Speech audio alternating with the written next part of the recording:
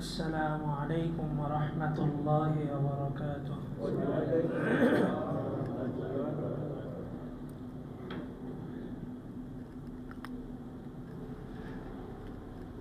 الحمد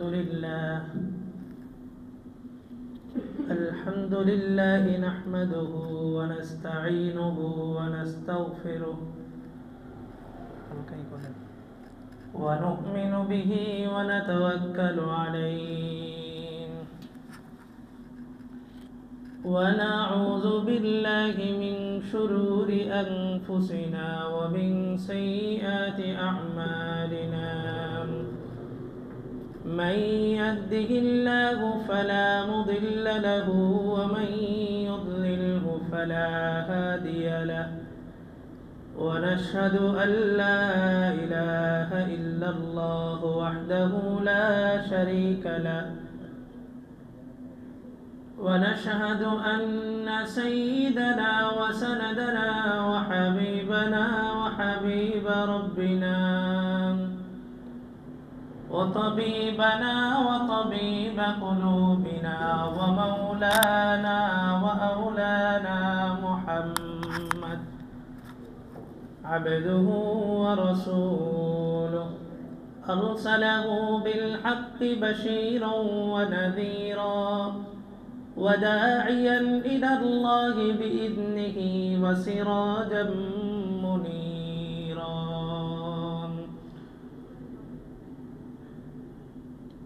أما بعد فقد قال الله تبارك وتعالى في كلامه المجيد وفرقانه الحميد بعد أعوذ بالله من الشيطان الرجيم.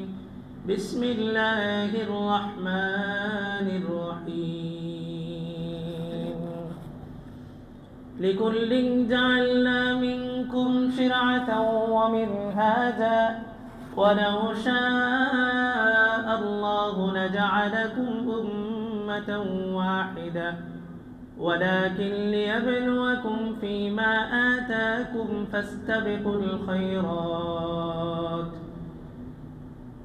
وقال رسول الله صلى الله عليه وسلم لا تقربوا اليهود والنصارى في أعيادهم فإن السخطة تنزل عليهم أو كما قال رسول الله صلى الله عليه وسلم.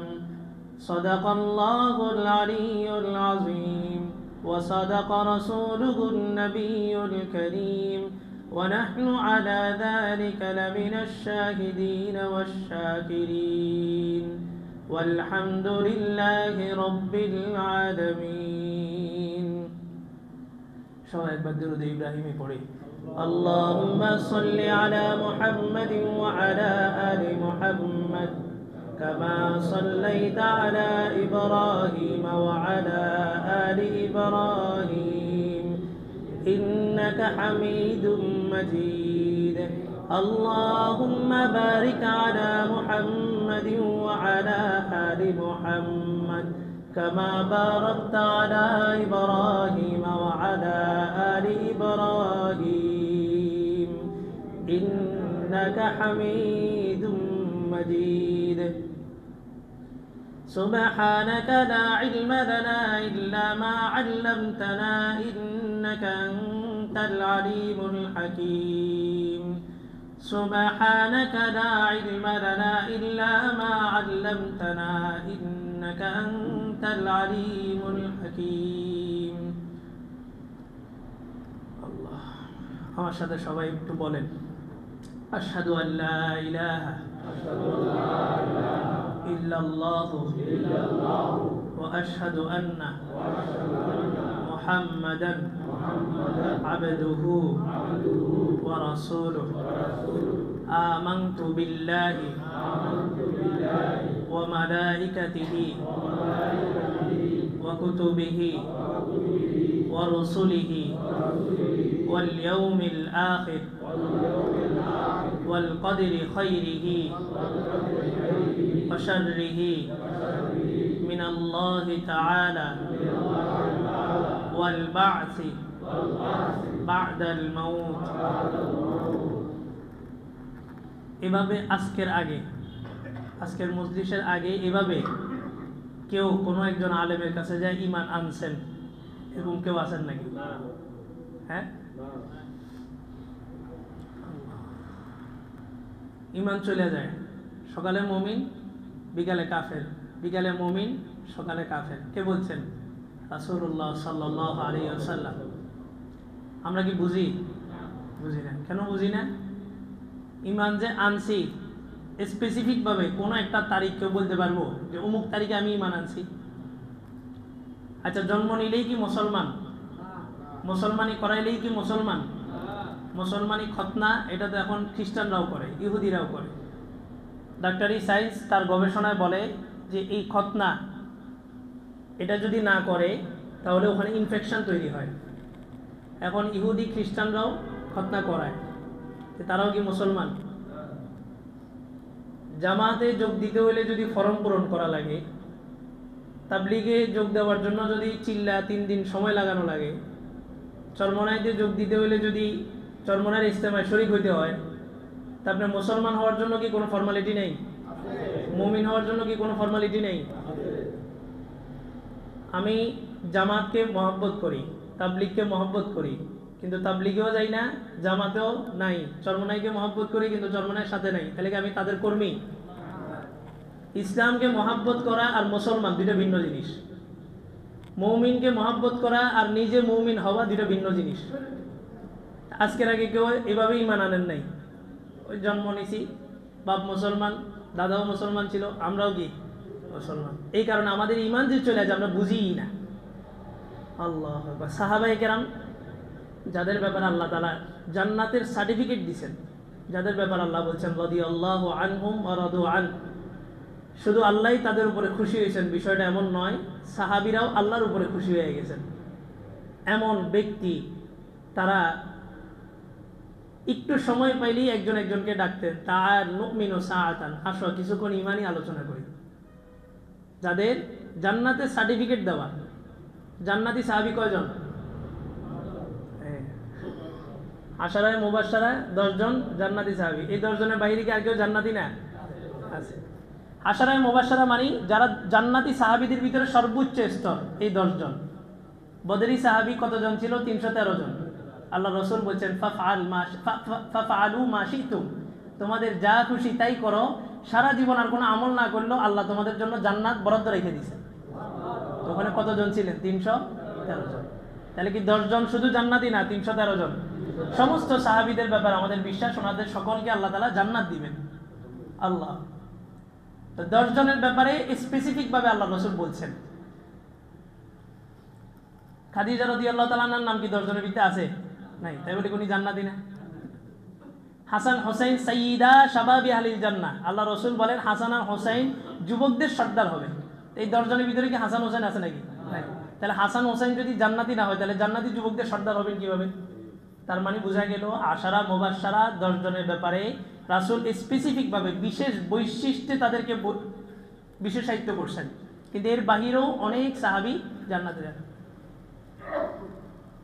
আল্লাহ তো তারা যাদের ব্যাপারে জান্নাতের সার্টিফিকেট দেওয়া, তারা রাসূলের দরবারে দৌড় দিতেন। হঠাৎ বাড়িতে আছেন, খানা দানা খাইতেছেন, বাচ্চাদের সাথে দুষ্টামি করতেছেন, হঠাৎ দৌড় দিতেন রাসূলের দরবারে। কেন? বলে আমি তো মুনাফিক হয়ে গেছি। যাদের জান্নাতের সার্টিফিকেট দেওয়া, ঈমানের সার্টিফিকেট দেওয়া, আল্লাহ বলছেন ইয়া আইয়ুহাল্লাযীনা আমিনু কামা আমানান নাস। ঈমান কেমন ভাবে আনবা? যেমন সাহাবীরা ঈমান আনছে, তাদের ঈমানকে অথেন্টিক ঘোষণা দিয়েছেন। আর ওই সমস্ত লোকগুলো বলতেছে তাদের ঈমান নিয়ে কতটা শঙ্কিত, আর আমরা এক গ্রুপ আরেক গ্রুপে বলতেছি ও তো জাহান্নামী, আমি হকের উপরে আছি। যাদেরকে আল্লাহ রাসূল সার্টিফিকেট দিয়েছেন, জান্নাতের সার্টিফিকেট দিয়েছেন, ঈমানের অনুসৃত ব্যক্তি বানাইছে, যে ঈমান আনতে হলে এদের মতো ঈমান আনতে হবে, তারা একটু পরপর বলতেছে আমি তো মনে হয় মুনাফিক হয়ে গেছি, মনে হয় মুনাফিক হয়ে গেছি। আমাদের ঈমান যে চলে যায়, ব্যথা নাই কেন? ঈমান তো আনিই নেই। কবে আনছি? আমার জন্ম তারিখ নির্ধারণ করা আছে, আমার বার্থডে, আমার বিবাহ বার্ষিক সব কিছু নির্ধারণ করা আছে, সময় দেওয়া আছে, আমি অমুক দিন মুসলমানি করাইছি এটাও লেখা আছে, সব আছে, কিন্তু আমি কোন দিন ঈমান আনছি এটা লেখা নেই। একজন হুজুরের কাছে যে যা বলবো আমাকে মুমিন বানান, এটা হয় নাই। কারণ কি? আমি তো জানি আমি জন্ম নিয়েছি আমি মুমিন, আমি জন্ম নিয়েছি আমি মুসলমান। আল্লাহ রসুল বলেন কুল্লু মাউলুদিন ইউলাদু আলা ফিতরাতিল ইসলাম, প্রত্যেকটা বাচ্চাই নবজাতক শিশু তার ভূমিষ্ঠ হয় ইসলামের উপরে। প্রত্যেকটা বাচ্চা, এটা ইহুদির ঘরে হোক খ্রিস্টানের ঘরে হোক। কুল্লু মাউলুদিন ইউলাদু আলা ফিতরাতিল ইসলাম ফাআবাওয়াহু ইউহাউইদানিহি আও ইউনাসসিরানিহি আও ইউমাজ্জিসানি, বাচ্চা জন্ম হয় ভূমিষ্ঠ হয় ইসলামের উপরে। তার মাতা পিতা হয়তো তাকে ইহুদি বানায়, না হলে খ্রিস্টান বানায়, না হলে অগ্নি পূজক বানায়। কে বানায়? মাতা পিতা। কিন্তু প্রত্যেকটা বাচ্চাই জন্মগতভাবে কিসের উপরে? ইসলামের উপরে। এই কারণে এই হাদিসের ব্যাখ্যায় মুহাদ্দিসিনে কেরাম বলেন, কোন কাফের মুশরিক বেঈমানের নাবালক শিশু যদি ইন্তেকাল করে, এখনো বুঝ ব্যবস্থা হয়নি, বালেগ হয়নি, প্রাপ্তবয়স্ক হয়নি, তার আগেই যদি ইন্তেকাল করে, তার ঠিকানা জান্নাত। এবং হযরত ইব্রাহিম আলাইহিস সালাম বাইতুল্লাহ শরীফ যেখানে পৃথিবীর, ওই বাইতুল্লাহ বরাবর ৭ম আসমান উপরে বাইতুল মামুর নির্ধারণ করা আছে। বাইতুল্লাহতে মানুষ তোয়াফ করে, মানুষের গুনাহ মাফ করায়। আর বাইতুল্লাহ বরাবর উপরে একটা ঘর আছে যেটা তোয়াফ করে কারা? ফেরেশতারা। ওই বাইতুল মামুরের পাশে হযরত ইব্রাহিম আলাইহিস সালাম একটা গাছের নিচে একটা বাগানের মধ্যে বাচ্চাদেরকে নিয়ে গল্পগুজব করেন। এই বাচ্চাগুলো হচ্ছে ওই বাচ্চাগুলো যেগুলা প্রাপ্তবয়স্ক হওয়ার আগেই মৃত্যুবরণ করে। তাহলে জন্মগতভাবে যদি মুসলমান হওয়া যেত, তাহলে তো ইহুদি খ্রিস্টানদের বাচ্চারাও কি মুসলমান। জন্মগতভাবে যদি মুমিন হওয়া যেত, তাহলে অগ্নি পূজকের ছেলেও কি মুমিন। ইসলাম কি, ঈমান কি, এটা বুঝতে হবে। একদিন একটা ঘটনা শুনেছিলাম না, একটা চুটকুলি বলে আর কি, বলে বুজুর্গরাও বয়ানের মাঝখানে একটু হাসির খোরাক, একদম হাসি তামাশা, সবাই হাসতে হাসতে একদম, এটা আবার বেমানান, এটা নিষেধ। মাসালা বোঝানোর জন্য অনেক সময় বলা যেতে পারে। এক মুরব্বী মসজিদে আসছে, আসার পরে মুরব্বীর ওযু চলে গেছে। যুবকরা কয়েকজন আছে একটু দুষ্ট টাইপের, এরা এটা শুনছে আওয়াজ, তেমন বলে যে মুরব্বী আপনার তো ওযু চলে গেছে, নামাজ আজান তো দিয়ে দিয়েছে, নামাজ দাঁড়ায় যাবে, আপনি ওযু করে আসেন। এই মুরব্বী নড়াচড়া নেই, এই বসেই আছে। তো চিল্লাচিল্লির এক পর্যায়ে ইমাম সাহেব আসছে, কি সমস্যা? তো যুবকরা বলতেছে হুজুর আমরা নিজ কানে শুনছি ওনার ওযু চলে গেছে, কিন্তু উনি এখন নামাজের সময় কাছে গেছে, উনি যাইতেছেন। তো হুজুর বললেন মুরব্বী হয়তো বয়স হয়ে গেছে, বুঝেন না, পোলাপাইন তো দুষ্টামি করে মিথ্যা কথা বলবো না, এতগুলা পোলাপাইন বলতেছে, তার মানে সত্য, আপনি যান ওযু করে আসেন। মুরব্বী বলতেছে আমার ওযু যায় নাই। তো বলে যে এরা শুনছে স্পষ্ট, তো ওযু যায় নাই বলেন কেমনে? কয় যে আমার তো সকাল থেকেই ওযু নাই, এখন কেন গেল? আমার ওযু নাই কখন থেকে? সকাল থেকে, এখন কেন যাবে? তা আমাদের ঈমান থাকলে না যাবে, বুঝেন নাই? মুরব্বীর বক্তব্য হচ্ছে আমার ওযু থাকলে না যাবে, ওযু তো নাই সকাল থেকে, আমি তো ওযু করে মসজিদে আসিনি, তাহলে এখন কেন এই ঘটনার কারণে ওযু যাবে? তো এখন আমাদের যে ঈমান চলে যায়, আমাদের ভিতরে অনুভূতিটা আসে না। কারণ কি? আমরা তো ঈমান স্পেসিফিকভাবে আমাদের পোটলাতে জমাই তো করিনি, আমরা তো ঈমান আনিই নাই, তো ঈমান যাইলেই কি না যাইলেই কি। এই কারণে ঈমানের বিষয় খুব সেন্সিটিভ। আখিরাতে আপনার বিচার, আপনার নামাজ রোজা হজ জাকাত এগুলা না, এগুলার আগে আপনাকে ওয়ান্তাজুল ইয়াউমা আইয়ুহাল মুজরিমুন, এক বাক্যে পুরো হাসর মাঠ বিভাগ হয়ে যাবে। নূরুহুম ইয়াসআ বাইনা আইদিহিম ওয়া বিআইমানিহিম, পুরো হাসরের মাঠটা থাকবে অন্ধকার। মুমিন যারা, তাদের কপালে নামাজের সিজদার দাগ যেটা থাকবে, এটা থেকে একটা আলো বিচ্ছুরিত হবে, এবং নেক আমল জমা করা হয় কোন কাঁধে? ডান কাঁধে। এই ডান কাঁধ থেকে একটা নূর বের হবে। সূরাতুত তাহরিমের মধ্যে আল্লাহ বলেন নূরুহুম ইয়াসআ বাইনা আইদিহিম ওয়া বিআইমানিহিম, তাদের সামনে একটা আলো থাকবে, ডানে একটা আলো থাকবে। ইয়াসআ এটা দ্বারা সে চলবে আর বলবে ইয়াকুলুনা রাব্বানা আতমিম লানা নূরানা ওয়াগফির লানা ইন্নাকা আলা কুল্লি শাইইন কাদির, আল্লাহ আমাদের এই নূরটাকে আপনি পরিপূর্ণ করেন জান্নাতে ঢোকা পর্যন্ত। আর মুনাফিক কি করবে? মুনাফিক মানে কি? মনে কষ্ট হইবে, মুনাফিক মানে আমরা একদিন তাফসীরে আলোচনা বলছিলাম যে আবু জাহেলের যে পরিমাণ ঈমান, কাফের মুশরিকদের যে পরিমাণ ঈমান ছিল তৎকালীন সময়, আমাদের ওইটাও নেই। আবু জাহেলকে আল্লাহ রসুল বলছেন আলাইহা তিসআতা আশার, জাহান্নামের 19 জন রক্ষী হবে, 19 জন দারোগা হবে জাহান্নামের। আবু জাহেল সমস্ত কাফেরদেরকে ডাক দিয়ে বলে, এই এখানে কতজন আছি? আমরা 300 জন আছি, আমরা সবাই একসাথে মারা যাবো। কেন? বলে যে মুহাম্মদ যে বলছে আমাদেরকে 19 জন ফেরেশতা দিয়া জাহান্নামে ধাক্কা দিবে, তা আমরা 300 জন একসাথে মারা যাব, আমরা 300 জন মিলে ওই 19 জনকে ধাক্কা দিয়ে জাহান্নামে ঢুকাই দিব। আপনার কাছে এটা হাসি অযৌক্তিক মনে হতে পারে, কিন্তু একটু ভিতর ডিপ থেকে ভাবেন যে সে ফেরেশতার উপরে তার বিশ্বাস আছে বলেই এই বক্তব্যটা দিছে।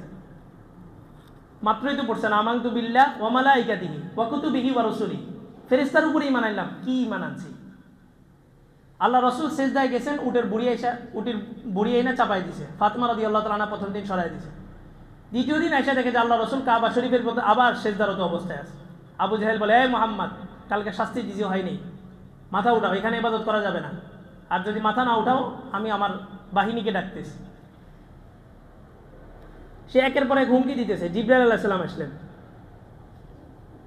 জিবরাইল আলাইহিস সালাম এসে আল্লাহ রাসূলের কানে কানে বললেন, ফালিয়াদউ নাদিয়া সানাদউ যাবানিয়া। সহজভাবে বাংলায় যদি বলা হয়, এই কারে ডাকবি ডাক, আমি জাবানিয়াকে ডাকতেছি। আল্লাহ রাসূল ছিলেন সিজদার মধ্যে। জিবরাইল আলাইহিস সালাম এসে ওহী নাজিল করলেন, ফালিয়াদউ নাদিয়া, তাকে বলেন সে যাকে ডাকার ডাকুক, সানাদউ যাবানিয়া, আর আল্লাহ আপনার পক্ষ থেকে জাবানিয়া ফেরেশতাকে ডাকবে। তা আল্লাহ রাসূল সিজদা থেকে মাথাটা উঠাইলেন, উঠাই সরাসরি বললেন যে ফালিয়াদউ নাদিয়া, যা কাকে ডাকার ডাক, সানাদউ যাবানিয়া, আমি জাবানিয়াকে ডাকতেছি। তারিখের পাতার মধ্যে আসছে, তারিখ ইবনে হিশাম বলেন যে এই আবু জাহেল এতক্ষণ পর্যন্ত দাম্ভিকতা প্রদর্শন করছে, এই আবু জাহেল কিং কর্তব্য বিমূঢ়, একদম মূর্তির মতো সোজা হয়ে দাঁড়ায় গেছে, এটা স্ট্যাচু, কোনো নড়াচড়া নেই। সেই যখন তার দলের কাছে গেল, দলের লোকেরা বলল, কি ব্যাপার নেতা, আপনি এত কিছু কথা বললেন আর আপনার এগুলো সবগুলো আছি, হঠাৎ করে আপনি একদম সাইলেন্স হয়ে গেলেন, কি কারণ? বলে যে মুহাম্মদ যখন বলছে সানাদউ যাবানিয়া, আমি জাবানিয়াকে ডাকবো, আমি দেখলাম যে কাবা শরীফের দেয়ালের পাশে একটা বিশাল আকৃতির মানব আকৃতির একটা নূরের ফেরেশতা দাঁড়ানো, যেই ফেরেশতার মাথাটা আসমানে পাটা জমিনে, এত বড় একজন ফেরেশতা দাঁড়ানো, এটার নামই হচ্ছে জাবানিয়া। তো 19 জন ফেরেশতা কি ছোটখাটো আমাদের মতো ফেরেশতা নাকি? ওই মানের 19 জন। তো তারাও যেই পরিমাণ আল্লাহ রাসূলের কথাগুলো মানতো, আমরা এই পরিমাণ মানি না। আল্লাহ মুগীরাকে বলছে জারদ সন্তান, মায়ের গলার উপরে তরবারি ঠেকায় দিছে। মুহাম্মদ কোনোদিন মিথ্যা বলে না, তো বলো আমি জারদ সন্তান কেন? তো মা স্বীকার করছে যে আসলে তুমি জারদ সন্তান। আমরা আমানতু বিল্লাহ ওয়া মালাইকাতিহি ওয়া কুতুবিহি ওয়া রুসুলিহি পড়ছি না, ফেরেশতার উপরে বিশ্বাস আনছি না। ডান কাঁধে আর বাম কাঁধে কি থাকে? ফেরেশতা থাকে। এদের নাম কি? না, কিরামান কাতিবিন ফেরেশতাদের নাম না। কিরামান মানে হচ্ছে সম্মানিত, কাতিবিন মানে হচ্ছে অনেকজন লেখক। অনেকে বলে ডান কাঁধের নাম কিরামান, বাম পাশের নাম কাতিবিন। না, দোনো কাঁধে অসংখ্য ফেরেশতা আছেন। আল্লাহ রাসূলের উপর আয়াত নাযিল হলো, ওয়া ওয়াজাদু মা আমিলু হাদিরা, যে আখিরাতে যখন হাসরের মাঠে যখন প্রত্যেকটা বান্দা উপস্থিত হবে আল্লাহর সামনে, তার সামনে তার সমস্ত রেজিস্ট্রি খাতা খোলা হবে। সে আফসোস করে শাহাদাত আঙ্গুলিকে দুই দাঁতের মাঝখানে রেখে কামড় দিয়ে বলবে, লা ইউগাদিরু সগীরাতান ওয়ালা কাবীরা ইল্লা আহসাহা, যে এই তো ছোট থেকে ছোট, বড় থেকে বড়, কোনো গুনাহই বাকি রাখে নাই, সব লেখা ফেলেছে। আল্লাহ রাসূল যদি সাহাবীদেরকে বলতেন যে ভিডিও দেখাবে, সাহাবায়ে কেরাম ভিডিও শব্দটা বুঝতেন না, এই কারণে বলছেন লিখবে। ইল্লা আহসাহা, আহসা শব্দের অর্থ হচ্ছে সীমা, সবকিছু আটকায় নাও, বেষ্টনী করে দেওয়া। আখিরাতে এই ফেরেশতা আমার সব ভিডিওগুলো চালু করবে, এই কথা মুখে বলছেন। অন্তর থেকে যদি বিশ্বাস করে কেউ, তার দ্বারা গুনাহ হওয়া অসম্ভব। আজকে রুমের ভিতরে মা দেখবে, ছেলে দেখবে, মেয়ে দেখবে, বউ দেখবে, সবার থেকে আড়াল হয়ে রুমের ভিতরে যে আমি একটা ভিডিও পর্নোগ্রাফি দেখতেছি, একটা খারাপ কাজে লিপ্ত হয়েছি, আমার ভিতরে যদি বিশ্বাস থাকে যে আমার এই ভিডিওটা হাসরের মাঠে কোটি কোটি মানুষের সামনে ওপেন করা হবে, তো আমার দ্বারা গুনাহ অসম্ভব। কিন্তু আমি তো মুখে বলি, অন্তর থেকে বিশ্বাস করি না। কিন্তু আবু জাহেল অন্তর থেকে বিশ্বাস করছে, এই কারণে সে বলছে আমরা 300 জন একসাথে মারা যাব, আর ওই 19 জন ফেরেশতার সাথে আমরা মোকাবেলা করব। এটা হাসির খোরাক, কিন্তু আপনার বাস্তবতা বুঝেন সে নবীর কথাটাকে কিভাবে বিশ্বাস করছে। ঈমান কি জিনিস? ঈমান তিনটা জিনিসের সমন্বয়, ইকরার বিল লিসান, তাসদীক বিল জিনান, আমাল বিল আরকান। তাসদীক 1 নম্বর ইকরার বিল লিসান, মুখে উচ্চারণ করা। এই কারণে আপনাদেরকে উচ্চারণ করাইলাম যে মুখে বলেন আমি আল্লাহকে বিশ্বাস করছি, ফেরেশতাকে বিশ্বাস করছি, রাসূল, কিতাব সবকিছুকে বিশ্বাস করছি। 1 নম্বর ইকরার বিল লিসান, মুখে এটা স্বীকৃতি দিতে হবে। 2 নম্বর তাসদীক বিল জিনান, অন্তরে এটার বিশ্বাস লালন করতে হবে। আমাল বিল আরকান, অঙ্গ প্রত্যঙ্গের মাধ্যমে এটার বাস্তবতা ঘটাইতে হবে। কিন্তু আমাদের এখন আছে অঙ্গ প্রত্যঙ্গের মাধ্যমে বাস্তবতা ঘটানো, ভিতরেও নাই, মুখেও নাই। আর মুখে যেটা আছে এটা ভিতরের সাথে মিল নেই। মুখে যেটা আছে এটা ভিতরের সাথে মিল নেই। মিল থাকলে আমার দ্বারা গুনাহ হইতো না। আমি আমার কথাই বলতেছি, আমাকে তো আপনারা বহু সম্মান করেন। আল্লাহর একটা সিফাত আছে সাত্তার, আল্লাহ সবাই গুনাহকে গোপন করেন। আল্লাহ যদি গুনাহকে গোপন না করে যদি প্রকাশ করে দিতেন, হাইলাইট করে দিতেন, তো মানুষ এখন আমাকে যে সম্মান করে জুতা দিয়া পিটাইতো রাস্তার মধ্যে। কেউ কারো গুনাহ সম্পর্কে জানে না। আল্লাহ সাত্তার, সবার গুনাহকে গোপন করে রাখছেন। কিন্তু হাসরের মাঠে ইয়াউমা ইদিন তুরাদুনা লা তাখফা মিনকুম খাফিয়া, কোনো অস্পষ্ট থাকবে না, সব কিছু স্পষ্ট করে দিবে। আল্লাহ রাসূল বলেন ওয়াল মালাকু আলা আরজাইহা ওয়া ইয়াহমিলু আরশা রাব্বিকা ফাওকাহুম ইয়াউমা ইদিন সামানিয়া। আরশে আজিমে গেছেন, যা বলেন যে আল্লাহ আপনার কুরসিটা যে 8 জন ফেরেশতা বহন করে তাদের একজনের সাথে আমি কথা বলতে চাই। লম্বা হাদিস। আল্লাহ রাসূল বলেন ওই একজন ফেরেশতার বিবরণ দিতে যা বলেন যে কানের লতি থেকে কাঁধ পর্যন্ত 500 বছরের দূরত্ব দেখছি। এই ফেরেশতাটা কত বড়! এই 8 জন ফেরেশতা মিলা যে আরশে আজিমকে বহন করছে, এই আরশে আজিমটা কত বড়! আর ওই আরশে আজিমের উপরে যে আল্লাহ সমাসীন, ওই আল্লাহ কত বড়! তো ফেরেশতা, অসংখ্য ফেরেশতা আমার সাথে লাগানো আছে। এটা তো মুখে বলছি, মনে কি বিশ্বাস করছি? করিনি। আর যার মুখের কথা আর অন্তরের বিশ্বাস দুইটা এক হয় না, তাকে কি বলে? মুনাফিক। এই জন্য বলছি আমরা মুনাফিক। আল্লাহ তাআলা কথাগুলা বলনেওয়ালা শুননেওয়ালা সকলকে বাস্তবতা থেকে আমল করার তৌফিক দান করুন।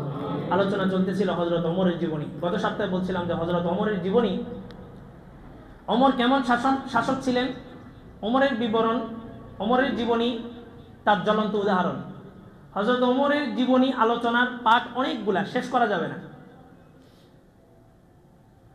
হযরত ওমরের শাসন আমলের শাসকদের কি পরিস্থিতি ছিল, শাসকরা কেমন ছিলেন, ওটার আলোচনা করলে কিছুটা অনুমান করা যাবে যে হযরত ওমর কোন মাপের শাসক ছিলেন। গত সপ্তাহে বলছিলাম সিরিয়া বিজয় হয়েছে আমাদের মুসলমানদের। সিরিয়ার একটা রাজধানী হচ্ছে হিমস। এই হিমসের গভর্নর ছিলেন সাঈদ ইবনে আমের আল জুমাহি। সাঈদ ইবনে আমের আল জুমাহি, যিনি হিমসের অধিবাসীদের মধ্যে সবচেয়ে বেশি গরিব ছিলেন। যুদ্ধ বিধ্বস্ত একটা শহর যখন বিজয় হয়, তখন এই শহরের অর্থনৈতিক ফ্রিল্যান্সিং অবস্থায় একটু দুর্বলতা থাকে, যেমন আফগানে ছিল, ফিলিস্তিনে এখন যে পরিস্থিতি। তো হিমসের ওই অর্থনৈতিক দুর্বলতাটা কাটানোর জন্য একটা টিম মদিনায় গেলেন হযরত ওমরের কাছে। ওনারা বললেন যে একটা লিস্টি দেন। তারিখে বাগদাদের মধ্যে আসে 100 জনের একটা লিস্টি করছে। লিস্টির 1 নাম্বার ছিল যে, তার নাম কি? সাঈদ ইবনে আমের আল জুমাহি। তিনি কি ছিলেন? হিমসের গভর্নর ছিলেন, হিমসের শাসক ছিলেন, প্রধানমন্ত্রী ছিলেন। উনি ফকিরের লিস্টের মধ্যে 1 নাম্বার ফকির। হযরত ওমর খুশি হয়ে 100 স্বর্ণ মুদ্রা ওনাকে হাদিয়া পাঠাইলেন, গিফট। 100 স্বর্ণ মুদ্রা মানে অনেক দাম। এখন তো বাজারে কারেন্সি হচ্ছে আপনার নোট, টাকা পয়সা। তৎকালীন সময় কারেন্সি ছিল স্বর্ণ মুদ্রা, ইসলামী কারেন্সি যেটাকে বলে। 100 স্বর্ণ মুদ্রা পাঠানোর পরে সাঈদ ইবনে আমের আল জুমাহি উনি বারান্দা বসা ছিলেন। মদিনা থেকে একটা টিম যে এই স্বর্ণ মুদ্রার থলিটা ওনার সামনে রাখছেন। উনি চিৎকার দিয়ে উঠছেন। ভিতর থেকে ওনার বিবি জিজ্ঞাসা করলেন, কি সমস্যা, কি হয়েছে? মদিনার এই মানুষটা এসে কি সংবাদ দিল? আকুতিলা ওমর, কি ওমর কি শহীদ হয়ে গেছে? তো বলে যে লা, ওমর শহীদ হয় নাই, বড় একটা বিপদ আমার উপরে আসছে। ওমর শহীদ হয়ে গেলে এটা যত বড় বিপদ ছিল তার চাইতে বড় বিপদ আমার উপরে আসছে। বিবি বলতেছে ওমর শহীদ হয় নাই, তাহলে কি আকুতিলাল মুসলিমুনা ফি মারিকা, কি সমস্ত মুসলমান কোন এক যুদ্ধে শহীদ হয়ে গেছে? বলে যে না, বিপদটা তার চাইতে বড়।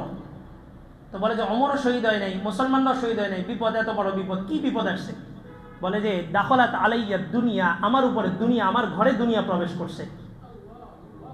গত সপ্তাহে বলছিলাম যে দুনিয়ার তালাশি হওয়া যাবে না, আখেরাতে তালাশি হইতে হবে। আর যে ব্যক্তি দুনিয়ার সন্ধান করবে, দুনিয়া চাবে, আল্লাহ তাআলা আখেরাতে যে তার একটা অংশ রাখছেন, ওই অংশ থেকে তাকে বঞ্চিত করে দিবেন।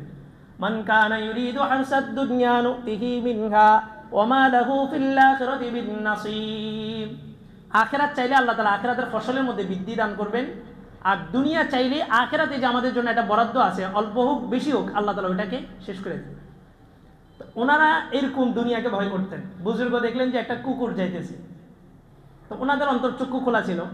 আমরা তো চোখে যেটা দেখি এটাই, আমাদের ভিতরে চক্ষু যেটা অন্তর্চক্ষু, ওটা খোলা নেই। এবং মানুষের যে অন্তর্চক্ষু হতে পারে, এটা ডাক্তারি সাইন্টিফিকের দ্বারা এটা প্রমাণিত। লম্বা আলোচনা আছে। উনি দেখলেন যে একটা কুকুর যাইতেছে, উনি বুঝছেন যে এই কুকুরটা হচ্ছে দুনিয়া। দেখলেন যে কুকুরের লেজের মধ্যে কোনো পশম নেই।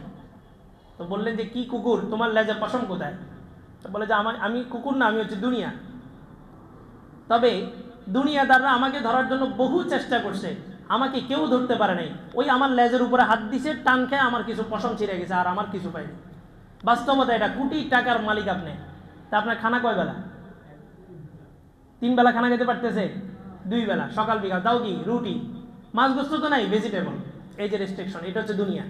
আপনার কাছে মনে হতে পারে দুনিয়া অঢেল সম্পত্তি আমি কামাইছি, কিন্তু আপনার অনেক দিক থেকে রেস্ট্রিকশন জারি হয়ে গেছে, আপনি স্বাধীনভাবে চলতে পারেন না। একজন মন্ত্রী, গত আমলের একজন মন্ত্রী বলছেন যে আমি যদি জানতাম যে এই মন্ত্রিত্বে আসার পরে এত কঠিন, আমি এখন আমার বন্ধুদের সাথে আড্ডা দিতে যাবো, সেখানে আমার পারমিশন নেওয়া লাগে।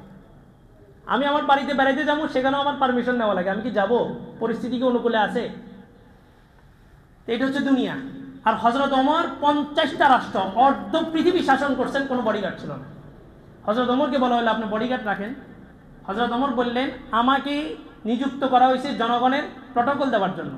আমার প্রটোকল দেওয়ার জন্য যদি জনগণের প্রয়োজন হয়, তা আমি আবার রাষ্ট্র শাসক হইলাম কিভাবে? আমি যদি নিজের প্রটোকল নিজে না দিতে পারি, তা আমি 50টা রাষ্ট্র শাসন করবো কিভাবে? এই হিমসের গভর্নর সাঈদ ইবনে আমের আল জুমাহি উপস্থিত, ওই টিম বসা ছিল, উনি ওনার সামনেই 100 স্বর্ণ মুদ্রা সমস্ত গরিব দুঃখীদের মধ্যে বন্টন করে ফেলছেন, নিজের ঘরের মধ্যে একটাও রাখেন নাই। বিবি তার আঁচল ছিঁড়ে ছিঁড়ে কাপড়ের টুকরাগুলোর মধ্যে স্বর্ণগুলো জমা করে সমস্ত গরিব দুঃখীদের মধ্যে দিয়ে দিচ্ছে। আর আমরা বিগত আমলে দেখছি, ত্রাণের মাল বলেন, যে কোনো মাল আসলে সর্বপ্রথম ওটা কোথায় গেছে? মন্ত্রীর খাটের তলে। মন্ত্রীর খাটের নিচে কিসের ফ্যাক্টরি? তেলের ফ্যাক্টরি, চালের ফ্যাক্টরি। আগে মন্ত্রী নিজেরটা নিজে মারছে, তারপরে এবার অন্যদেরটা। আল্লাহ।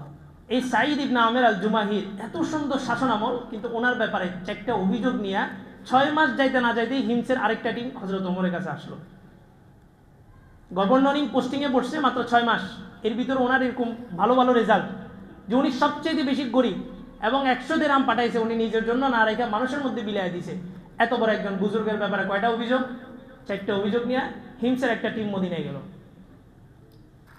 1 নম্বর অভিযোগ ছিল যে উনি প্রতিদিন অফিস টাইম যেটা, এটা থেকে দেরি করে আসে।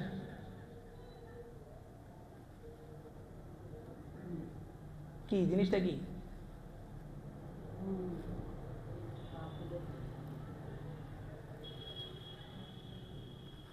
যে কোনো পণ্যের দাম বাড়ে কখন জানেন? পণ্যের অ্যাডের উপরে যত খরচ বেশি হবে, পণ্যের দাম তত বেড়ে যায়। আর এখানে তো এটা একটা অ্যাডের মঞ্চ হয়ে গেছে, এখানে তো কোনো টাকা পয়সা কিছু লাগে না, বা সবাই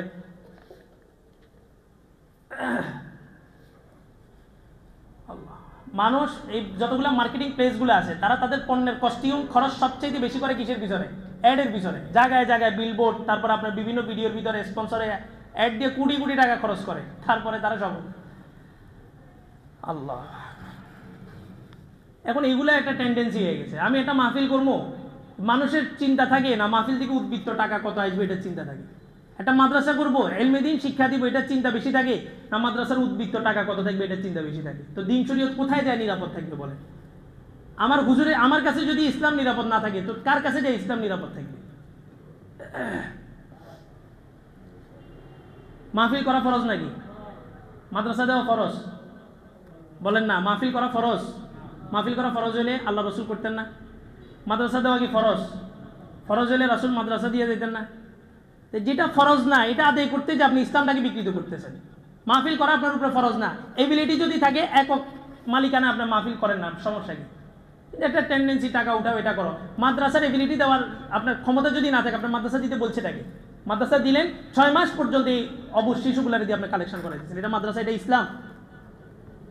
দারুল দেওবন্দ সমস্ত মাদ্রাসাগুলোর অনুসরণ। এই ভারত উপমহাদেশে ইসলামকে যদি কেউ টিকায় রাখে, তো যেই দালান কোঠার নাম আসবে, এই দালান কোঠার নাম কি? দারুল উলুম দেওবন্দ। কাসেম নানুতুবি রহমতুল্লাহ আলাইহি 4 মাস ছাত্রদেরকে দরজ দিয়েছেন, দেওয়ার পর একদিন বলতেছেন যে বাবারা, আমি তোমাদেরকে আর পড়াইতে পারতেছি না, তোমরা চলে যাও। তো বলে যে হযরত কেন? তো বলে যে আমার ফান্ডে যে টাকাটা ছিল, রিজার্ভ ফান্ডে, ওই টাকাটা পর্যন্ত শেষ, তোমাদেরকে যে খাওয়াবো ওই সামর্থ্য আমার নাই। কেন উনি এই কাজটা কেন করলেন? উনি তো ছাত্রদেরকে কালেকশনের জন্য এই যে কোরআনা কি বলে, এটা দিয়ে মানুষের বাড়িতে বাড়িতে পাঠিয়ে দিতে পারতেন। দারুল দেওবন্দকে অনুসরণ করি, দেওবন্দ কি এটা বুঝেন। কাসেম নানুতুবি রহমতুল্লাহ আলাইহি চলে গেছেন কুলিগিরি করতে। কুলি, ওই যে স্টেশনে যে মাল বহন করে তাকে বলে কুলি। কাসেম নানুতুবি রহমতুল্লাহ আলাইহি স্টেশন থেকে একটা গাড়িতে মাল আসছে, তো উনি নেমে বলতেছে এই মালটা দারুল দেওবন্দে যাবে। তো কাসেম নানুতুবি বললেন যে আমি কুলি, আমার কাছেই দেন, আপনি খুশি যা দেন। তো বলে যে ঠিক আছে চলেন। তো উনি এই মালটা বহন করে দারুল দেওবন্দে আসছেন। এই মালটা ছাত্রদের জন্য বরাদ্দ করছেন। কে করছেন? আল্লাহ করছেন। আপনি সব আটকে গেছে, আল্লাহর উপরে ভরসা করে বসেন না। 12-14 বছর মাদ্রাসায় পড়াশোনা করছি, 12-14 বছর মাদ্রাসা দিছি, প্রতিষ্ঠান দিছি, আল্লাহর সাথে যদি এখন আমার এতটুকু সম্পর্ক না হইতে পারে যে আল্লাহর কাছ থেকে নিব, জনগণের কাছে হাত পাতবো না, তো আমার এই মাদ্রাসার নামটা দেওয়ার মানিটা কি? কাসেম নানুতুবি রহমাতুল্লাহ আলাইহি আল্লাহর কাছে ফরিয়াদ করছেন, আল্লাহ তাআলা মাল পাঠিয়ে দিয়েছেন। বহন করছে কে? কাসেম নানুতুবি, যিনি ভারত উপমহাদেশের দারুল উলুম দেওবন্দের বাণী প্রতিষ্ঠাতা। উনি মাথার উপরে এটা বহন করে দারুল উলুম দেওবন্দের গেটে আইনা নামছে। তারিখে দেওবন্দ একটা কিতাব আছে, এই কিতাবের মধ্যে আসছে ওই যে মালিক সে দেখতেছে যে কাসেম নানুতুবি খাঁচাটা ধরছে ঠিক, কিন্তু খাঁচা আর মাথা এটার মাঝখানে 1 বিঘত ফাঁকা। আইসা নামায় কাসেম নানুতুবি টাকা নিয়ে চলে গেছেন। অফিসে যায় দেখতেছেন দপ্তরে যিনি বসা উনি কাসেম নানুতুবি এতক্ষণ যিনি মালটা বহন করে আনছেন। বলে যে আপনি কে? বলে যে আমি এখানের খাদেম, আমি দারুল উলুম দেওবন্দের খাদেম। আর আমি কে? আমি হচ্ছে মাদ্রাসার মুহতামিম, মাদ্রাসার প্রিন্সিপাল, মুফতি, মাওলানা, হাফেজ, আল্লামা, এটা এটা এটা অনেকক্ষণ পরে ওনার নাম, অনেকগুলো উপাধি। আর কাসেম নানুতুবি বলতেছেন আমি খাদেম। উনি কুলিগুলি করছেন কার জন্য? ছাত্রের জন্য। আজকে ছাত্র দিয়ে কালেকশন করতেছি আমি ওস্তাদের বেতনের জন্য, এটা কোন ইসলাম? এই অবুঝ শিশুগুলো যখন দোকানে যায় বলে যে মাদ্রাসার জন্য, মাহফিলের জন্য একটু কালেকশনের টাকা দেন, মানে নিজের অসহায়ত্ব ওখানে ওই সময় আর কাউকে বর্ণনা করার মতো থাকে না যে আমারই তো জাতি নেই। সাঈদ ইবনে আমের আল জুমাহির ব্যাপারে অভিযোগ আসছে 4টা। 1 নাম্বার, উনি অফিসে দেরি করে আসেন। 2 নাম্বার, উনি সপ্তাহে 1 দিন অফিসে আসেন না, এটা শুক্রবার দিন হতে পারে, অন্য কোনো দিন হতে পারে। 3 নাম্বার, মাগরিবের পর থেকে উনি আর দরজা খোলেন না। আমাদের দিনে যা করার করতে পারেন, কিন্তু মাগরিব পরে উনি আর দরজা খোলেন। 4 নাম্বার, উনি একজন গভর্নরিং পোস্টিংয়ে বসা একজন মন্ত্রী, ওনার মির্গি বেরাম, হঠাৎ উনি অজ্ঞান হয়ে যান, অচেতন হয়ে যান। 4টা অভিযোগ নিয়ে হযরত ওমরের কাছে টিম গেল। হযরত ওমর বললেন ঠিক আছে তোমরা বসো, তোমরা চলে যাও, আমি প্রত্যেক বছরই সমস্ত রাষ্ট্রের গভর্নরদেরকে ডাকি একটা বৈঠক করি, ওই বৈঠকে আমি সাঈদ ইবনে আমের আল জুমাহিকে এই 4টা প্রশ্নের উত্তর নিব। তো 1 বছর পর, বাকি 6 মাস পরে যখন আবার টিম সবাই আসলো, গভর্নর সবাইকে ডাকলেন হযরত ওমর রাদিয়াল্লাহু তাআলা গভর্নরিং হাউসে যখন ডাকছেন, ডাইকেই সর্বপ্রথম বললেন সাঈদ ইবনে আমের আল জুমাহি, হিমসের গভর্নর, তুমি দাঁড়াও। দাঁড় করাইলেন, বললেন যে আমার পাশে আসো। পাশে নিছেন, নিয়ে বললেন যে তোমার ব্যাপারে 4টা অভিযোগ, তুমি কি এই 4টা অভিযোগকে খণ্ডন করতে পারবা?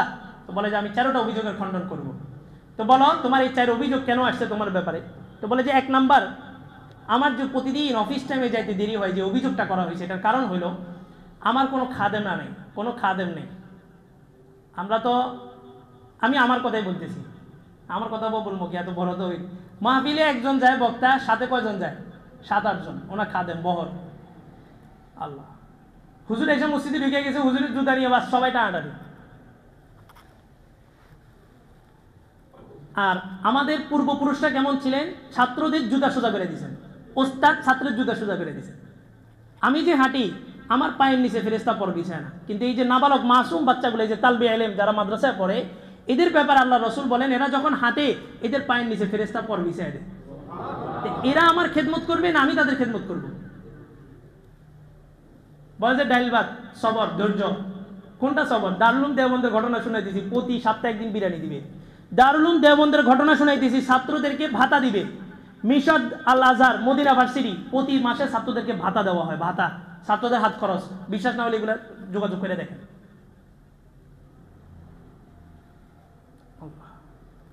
তো সাঈদ ইবনে আমের আল জুমাহি বলতেছে আমার কোনো খাদেম নাই, খাদেমাও নেই।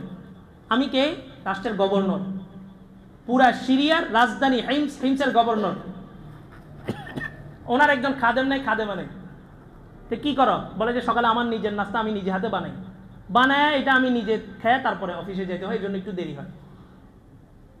আর আমাদের বহর গেছে প্রধানমন্ত্রীর সাথে, 1200 না কত লোক গেল না বাইরের একটা বহরে। আল্লাহ। 2 নাম্বার অভিযোগ, সপ্তাহে 1 দিন আসো না কেন? বলে যে আমার পোশাক একটা। উনি কে? গভর্নর, মন্ত্রী, প্রধানমন্ত্রী, সাধারণ মন্ত্রী না, প্রধানমন্ত্রী, রাজধানীর মন্ত্রী, মানে তো পুরা সিরিয়ার মন্ত্রী। আমার পোশাক কয়টা? একটা। এই পোশাক দিয়ে আমি পুরা সপ্তাহ চলি, কিন্তু একটা পোশাক তো 4 সপ্তাহ পরা যায় না। আমি যেহেতু গভর্নর, আমাকে পরিপাটি ফিটফাট থাকতে হবে, এই কারণে আমি সপ্তাহে 1 দিন আমার কাপড়টা ধুই। আর এখন আমরা পাতলা কাপড় পরি, আরবরা তখন গরম থেকে বাঁচার জন্য মোটা কাপড় পরতেন, এখনও আরবরা মোটা কাপড় পরে, তো এই কাপড়টা শুকাইতে সময় লাগে। তো 1 দিন আমি অফিসে যেতে পারি না, এই কাপড়টা ধুই, এটা শুকাই, তারপরের দিন আমি পরে তারপরে যাই। 3 নাম্বার অভিযোগ, মাগরিবের পরে দরজা বন্ধ কেন? তোমার একটু দেওয়া হয়েছে, তুমি জনগণের সেবা করবা। ইয়া দাউদ ইন্না জাআলনাকা খলিফাতান ফিল আরদি ফাহকুম বাইনান নাসি বিল হক। হে দাউদ, তোমাকে খলিফা বানাইছি কেন জানো? কোনো মাজলুমের আর্তনাদ যেন আমার আসমান পর্যন্ত না ওঠে, কোনো জনগণের আহাজারি যেন আমার আসমান পর্যন্ত না ওঠে। যারা ক্ষমতায় যাবেন আগামী স্বপ্ন দেখতেছেন, এই থিওরিটা গ্লুকান। আল্লাহ বলেন জমিনটা আমি পরিচালনা করতে পারি, আমি নবী পাঠাতে পারি, কিন্তু বন্ধ কেন? জমিন এখন পরিচালনা করবে মানুষদের মধ্যে দায়িত্বশীল কিছু লোক। কেন পরিচালনা করবে? যে জনগণের কোনো আর্তনাদ, কোনো আহাজারি যেন আসমান পর্যন্ত না ওঠে। জনগণের যে কোনো সমস্যা আপনার কাছে যখন আসবে, এটা যেন সমাধান হয়েই যায়। কারণ মাজলুম সে যে ধর্মেরই হোক, মাজলুমের শব্দটা আসমানের আরশ পর্যন্ত কাঁপায়।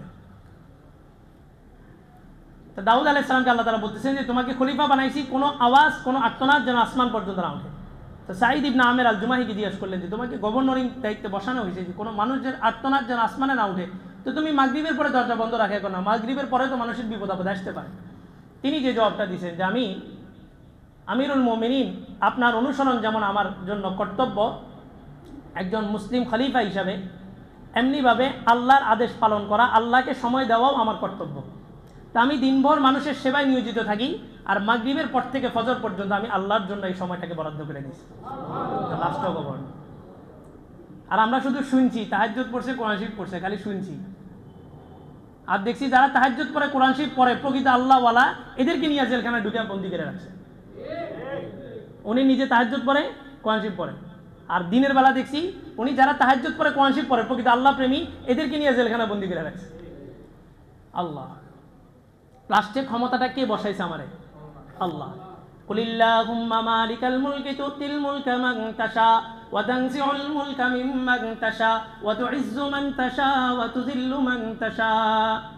আমি তো মনে করি মানুষ ভোট দিয়ে আমাকে বসাইছে। আমি মনে করি কি মানুষ ভোট দিয়ে আমাকে বসাইছে, এই জন্য আমি মানুষকে সন্তুষ্ট করার জন্য মানুষের আইন মানুষের উপরে বাস্তবায়ন করি। আর আল্লাহ বলেন যে ক্ষমতায় আমি বসাই। এই হাসিনা সরকারের দেশের ভিতরে বাহিরে প্রটোকল কি কম আছিল? কিন্তু আল্লাহ বলেন যে ক্ষমতা দিছি মানি সম্মান দিছি, বিষয়টা এমন না। ক্ষমতাও আমি দিই, ওয়াতানজিউল মুলকা মিম্মান তাশা, সব কিছু ব্যবস্থা তার অনুকূলে থাকা সত্ত্বেও আমি যখন টান দিই, ওই ক্ষমতা টিকায় রাখার মতো কারো কোনো ক্ষমতা নেই। যেন যারা আগামীতে যাবেন, কি মানুষের আইন বাস্তবায়ন করবেন না আল্লাহর আইন বাস্তবায়ন করবেন, সিদ্ধান্ত এখন থেকেই নেন। For the people, of the people, by the people, গণতন্ত্র। আর ইসলাম বলে ইন্নাদ-দীন ইনদাল্লাহিল ইসলাম, ইনিল হুকমু ইল্লা লিল্লাহ, হুকুম একমাত্র কার থাকবে? আল্লাহ। আর আপনি যদি মনে করেন যে জনগণ ভোট দিয়ে আমাকে বসাইছে, তো ঠিক আছে, আপনি বসেন, আপনি 40 সাল পর্যন্ত গ্যারান্টি দেন, আমার আল্লাহ দেখাই দিবে আপনি 40 সাল পর্যন্ত যাইতে পারেন কিনা। আল্লাহ। তো যিনি ক্ষমতায় যাবেন, বিধান বাস্তবায়ন করবেন কার? আল্লাহ। আর মানুষের বিধান বাস্তবায়ন করে মানুষকে কোনোদিন খুশি করতে পারবেন না। কি বলেন, চোর কি কোনোদিন বলবে আমার হাত কাটো? চোর কি বলবে? চুরি এটা সামথিং, চুরি বিষয়টা সামথিং। একজনের জিনিস আরেকজন নিচে না বলে নিচে, জিনিসটা কি? ডাকাত কি কোনো সময় বলবে ডাকাতি নিষিদ্ধ করা হোক? না। আল্লাহ তাআলা বিধান বাস্তবায়ন করছেন যেটা সামগ্রিকভাবে সবার জন্য উপকারী হয়। আল্লাহ। তা আমার দিনের বেলা আমি আপনার অনুসরণ করি, রাষ্ট্র পরিচালনা করি, আর রাতের বেলা আমার একজন আল্লাহ আছে যিনি সমস্ত বাচ্চার বাচ্চা, ওই আল্লাহকে আমি সময় দিই। 4 নম্বর অভিযোগ, তোমার নাকি মির্গি মেরাম। এটা কি বলো? মির্গি রোগ আর কি, মানে হঠাৎ উনি অজ্ঞান হয়ে যান। তো বলে যে আমার আসলে আমি ইসলাম ধর্ম গ্রহণ করার আগে হযরত খাব্বাব ইবনুল আরাত, তার ঘটনা আমার যখন মনে পড়ে তখন আমি সেন্স ঠিক রাখতে পারি না। তার ঘটনা কি ছিল? হযরত খাব্বাবকে অথবা হযরত খুবাইবকে ইসলাম ধর্ম গ্রহণ করার পরে এত কষ্ট দেওয়া হয়েছে যে ওনার শরীর থেকে গোশত খসায় নেওয়া হয়েছে, এবং শুধুমাত্র ইসলাম ধর্ম গ্রহণ করার কারণে ওনাকে এই পরিমাণ নির্যাতন করা হয়েছে যে আগুনের উপরে, উত্তপ্ত কয়লার উপরে, উত্তপ্ত বালুর উপরে কয়লার উপরে ওনাকে সোজা করে শোয়াই দেওয়া হইতো। ওনার পিঠের পাঁজরের এই কোমরের যে চর্বিটা আছে, চর্বি গইলা কয়লা নিভে যেত, এত কষ্ট দেওয়া হয়েছে। ওনাকে সর্বশেষ শুলিতে যখন চড়ানো হইতেছে, শুলিতে যখন বসানো হয়েছে, তখন ওনাকে বললো যে আহ, তোরে তো মাইরা মজা পাইতেছি না, তোর জায়গায় যদি হযরত মুহাম্মদকে মারতে পারতাম তো একটু শান্তি পেতাম। নাউজুবিল্লাহ। হযরত খুবাইব রাদিয়াল্লাহু তাআলা আনহু এই কঠিন পরিস্থিতির ভিতরে, খিদায়, মুখে কোনো খাবার নাই, পেটে খিদা, তারপরে উনি মুখের মধ্যে কিছু লালা জমা করছেন, থুতু জমা করছেন, জমা করে ওই খবিসের মুখের মধ্যে নিক্ষেপ করছেন, আর বললেন যে আমার শরীরে দেহের 1 ফোঁটা রক্ত থাকতে মুহাম্মদ সাল্লাল্লাহু আলাইহি ওয়াসাল্লামের একটা পশম পাকা হবে, এটা হতে পারে না, এটা আমি মেনে নিতে পারি না। কেমন ঈমান ছিল! তো হযরত সাঈদ ইবনে আমের আল জুমাহি বলেন, আমি তখন বিধর্মী ছিলাম, মুসলমান ছিলাম না। হযরত খুবাইবের উপরে অত্যাচারের দায়িত্ব আমাকে দেওয়া হয়েছে। ওনার একটা হাতকে কাটা হইল, 4 হাত পা রশি দিয়ে বাঁধা, একটা হাতকে কাটা হইলো, উনি হাসতেছেন। দ্বিতীয় হাতকে কাটা হইলো, উনি হাসতেছেন। তো জিজ্ঞেস করা হলো, হাসো কেন? তো বলে যে ওই যে হুর গেলমান সব দাঁড়ায় আছে জান্নাতের পেয়ালা নিয়ে। আল্লাহ, এখান থেকে তো শুধু চাইতে দেরি, ওখানে তো জান্নাতে ঢুকতে দেরি হবে না। যুবক, নামাজ, রোজা, হজ, যাকাত, ইসলামের সব বিধান দিয়া জান্নাতে যাইতে হলে কম পক্ষে মিনিমাম 1,20,000 বছর অপেক্ষা করতে হবে। সারা জীবন নামাজ পড়ছেন, সারা জীবন রোজা রাখছেন, হজ, যাকাত সব কিছু করছেন, তারপর আপনার জান্নাতের ফয়সালা হওয়ার জন্য কত বছর? 1,20,000 বছর। হিসাব নেন। আল্লাহ রসুল হাদিসের মধ্যে বলেন, মুসলিম শরীফের হাদিস, যে সর্বশেষ যে ব্যক্তি ইন্তেকাল করবে তার কবরের জগৎটা হবে 40,000 বছর। তাহলে মিনিমাম কবরে কত বছর থাকতে হবে? 40,000 বছর। এবার আসেন, পুলসিরাত হচ্ছে 30,000 বছর। পুলসিরাত উপরে উঠতে 10,000, সমতল 10,000, নামতে 10,000, 30,000। 30,000 আর 40,000 কত? 70,000। আর আল্লাহ তাআলা বলেন, খামসিনা আলফা সানাতিন মিম্মা তাউদ্দুন, হাসরের মাঠে শুধু বিচার কার্যের যে এক দিবস হবে, ওই দিবসটাই হবে 50,000 বছর। এবার কত বছর হলো? 1,20,000 বছর। এরপরে সিদ্ধান্ত হবে আপনি কি জান্নাতি না জাহান্নামী। এরপরে কেয়ামতকে কেয়ামত এই জন্য বলা হয় যে 50,000 বছর কোনো মানুষেরই সাহস হবে না যে সে একটু বসবে, সে দাঁড়ানো অবস্থায় থাকতে হবে। কিয়াম মানে দাঁড়ানো। 50 মিনিট দাঁড়ায় দেখান তো এক জায়গায়, আখিরাতের ভয় করেন। 50,000 বছর সেখানে দাঁড়ায় থাকতে হবে, 5টা প্রশ্নের জবাব দেওয়া ছাড়া কেউ লড়তে পারবে না। আলোচনা অন্যদিকে। আর আল্লাহ রসুল কি বলেন? আল্লাহ রসুল উম্মতকে শিখাই দিয়েছেন, দোয়া করো, আল্লাহুম্মা রযুকনা শাহাদাতান ফি সাবিলিক, আল্লাহ আপনার রাস্তায় শহীদি মরণ দেন। মরণ যেদিন আসবে, যে সময়টা আসবে, লা ইউআখিরু ইলা আজালিন মুসাম্মা, লা ইউআখার ওয়া লা ইউকদ্দাম, আগানো হবে না, পিছানো হবে না, যেই সেকেন্ড যেখানে মৌত আছে ওইখানেই মরণ হবে। এই বিশ্বাস আছে তো?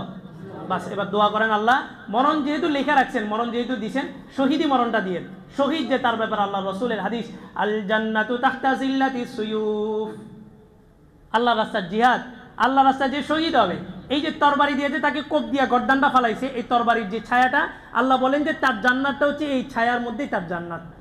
শুধু এখান থেকে চাইতে দেরি, ওখানে পৌঁছতে দেরি হবে না, সাথে সাথে সবুজ একটা পাখির মধ্যে আপনার রূহটাকে দিয়া জান্নাতের মধ্যে আল্লাহ তাআলা ছেড়ে দিবে, সেকেন্ডও অপেক্ষা করতে হবে না। আনাস বিন মালিক উহুদ যুদ্ধের সময় উনি দৌড় দিয়া কাফেরদের ভিড়ের ভিতরে ঢুকে গেছেন। মুসলমানরা জিজ্ঞেস করলেন, আনাস কোন দিকে দৌড় দিতেছ? বলে যে ফুস্তু বিরব্বিল কাবা, কাবার রবের শপথ, আমি ওই উহুদ পাহাড়ের পিছন থেকেই জান্নাতের সুঘ্রাণ পাইতেছি। আল্লাহ তাআলা এটা মাঝে মাঝে প্রকাশ করে দেন। সাঈদ ইবনে আমের আল জুমাহি বলেন, হযরত খুবাইব বলতেছে, ওই যে জান্নাতের হুর গেলমান দাঁড়ায় হাসতেছে, আমি ওদের হাসি দেখে আমি নিজেও হাসতেছি। তা আমার তো এখান থেকে যাইতে দেরি, ওখানে পৌঁছতে তার দেরি নেই, তাড়াতাড়ি নিয়ে যাবে। আল্লাহ। সাঈদ ইবনে আমের আল জুমাহি বলেন, এই হযরত খুবাইবের এই ঘটনা আমার চোখের সামনে ঘটছে। তার ইসলামের জন্য এরকম ত্যাগ স্বীকার করা, এটা আমার যখনই মনে পড়ে আমি আর নিজের শেষ ঠিক রাখতে পারি না, আমি পড়ে যাই মাথা ঘুরে। তা 4টা অভিযোগ, এই 4টা অভিযোগের যুক্তিগুলা, জবাবগুলা শুনছেন নি? তো কঠিন জবাব ছিল। আল্লাহ। ওই মাহফিলের ইয়া করবে না, মসজিদেরটা মসজিদেরটা আগে দিয়ে উঠান, পিছন দিয়ে মাহফিলের। আপনারা উঠেন, ওই ওনার পিছনে পিছনে যান। সবাই 2টা নিয়তে দান করবেন, একটা মসজিদের, একটা মাহফিলের জন্য। এই যে পাইলট, এটাতে 3, 4, 5 একটা ইসলামিক অনুষ্ঠান, কোন দল কে করবে এটা দেখার বিষয় না, ওটা দেখার বিষয় না, কিন্তু এটা কি ইসলামী একটা কাজ হবে। সব ধরনের উলামায়ে কেরাম, মানে শুধু চরমনার আলেমরাই যে এখানে বয়ান করবেন বিষয়টা এমন না, সব ধরনের উলামায়ে কেরাম, আমাদের ফেনী শীর্ষস্থানীয় যে কজন আলেম আছেন সবাই এই বিষয় ওখানে আলোচনা রাখবেন। এই পাইলট মাঠে এতদিন পর্যন্ত কেউ মাহফিল করবে এই সাহস কারো হয় নাই। গানের কনসার্ট হয়েছে, সমস্ত নর্তকীরাই সেখানে নাচানাচি করছে, সেখানে একটা ইসলামী দল মাহফিলের ইয়া নিয়ে আগাইছে। দলাদলি বিষয় না, এখানে এটা কাজ ছিল আমার, প্রত্যেকেরই দায়িত্ব ছিল এখানে একটা মাহফিল করা, কিন্তু আমাদের দ্বারা সম্ভব হয়নি। চরমনাইওয়ালারা করতেছে, আমরা তাদেরকে কি করব? সহযোগিতা করব। কোনো একটা জিনিস পরিপূর্ণ ইসলাম না, চরমনাই পরিপূর্ণ ইসলাম না, তাবলিগ পরিপূর্ণ ইসলাম না, জামাত পরিপূর্ণ ইসলাম না, কিন্তু তিনোটা মিলে কি ইসলাম, তিনোটা মিলে কি ইসলাম। আপনি ইসলাম থেকে চরমনাইকেও বাদ দিতে পারবেন না, তাবলিগকেও বাদ দিতে পারবেন না, জামাতকেও বাদ দিতে পারবেন না। আমি শুধু তাবলিগ করি, চরমনাই জামাত পছন্দ করি না। আমি শুধু চরমনাই করি, জামাত তাবলিগ পছন্দ করি না। শুধু জামাত করি, তাবলিগ জামাত চরমনাই পছন্দ করি না, এটা ইসলাম না।